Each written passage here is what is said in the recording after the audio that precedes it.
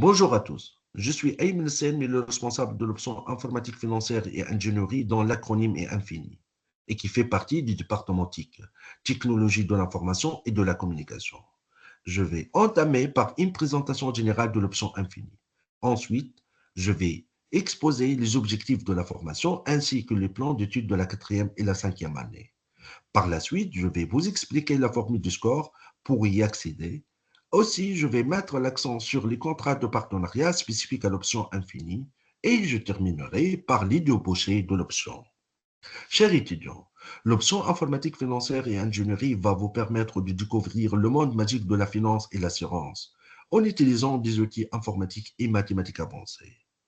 En effet, il va vous permettre de développer des applications informatiques dans les secteurs de la banque, de l'assurance et de la finance, à la réalisation des systèmes d'information financiers et bancaires et à la conception des modèles empiriques et théoriques, déterministes et probabilistes dans les domaines de la finance, de l'assurance, en se basant sur les outils informatiques avancés. Ainsi, les objectifs de la formation de l'option Infini est former des informaticiens de haut niveau, maîtrisant parfaitement les concepts et outils mathématiques nécessaires à la conception et à la réalisation des systèmes d'information financiers et bancaires, et avoir des connaissances solides en mathématiques et en finance nécessaires à la mise en place de systèmes d'information dans les secteurs de la banque, de l'assurance et de la finance. Passons maintenant au plan d'études de l'option Infini. En quatrième année, vous aurez un socle commun avec toutes les autres options. Ça représente 70% de modules. Et pour les modules de spécialité, ils sont répartis sur 4 unités d'enseignement: mathématiques, assurance et finance, développement front-end, analyse financière et bien évidemment le projet d'intégration et de développement.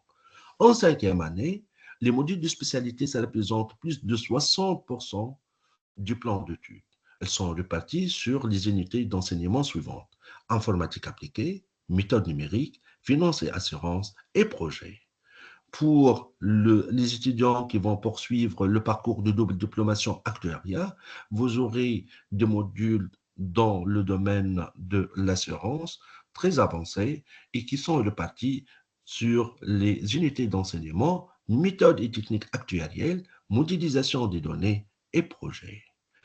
Passons maintenant au score de l'option Infini. Pour les étudiants de 3A, le score est calculé selon cette formule: 40% la moyenne générale, 10% la moyenne du module anglais, 10% pour l'unité d'enseignement management de l'entreprise, 10% pour le module LGBT, 10% pour le module conception par objet et programmation Java, 10% pour la moyenne de l'unité d'enseignement méthode numérique pour l'ingénieur et 10% pour le module technique d'estimation pour l'ingénieur.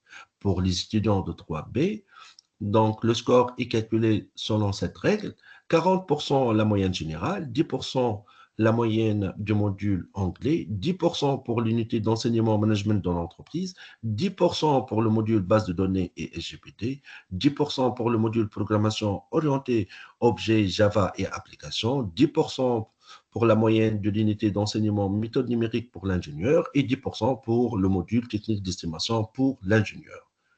Pour les partenariats, donc l'option Infini a 2 partenariats spécifiques à cette option. Il s'agit de 2 parcours de double diplomation avec son mobilité. Le premier en partenariat avec l'Institut de risque et d'assurance à l'Université de Maine et le deuxième en partenariat avec Polytech Nice.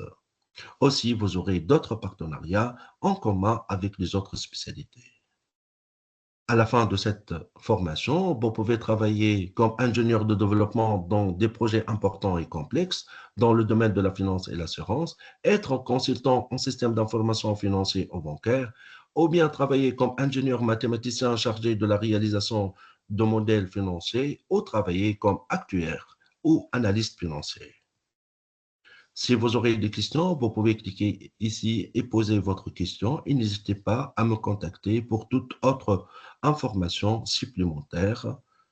Finalement, je vous remercie pour votre attention.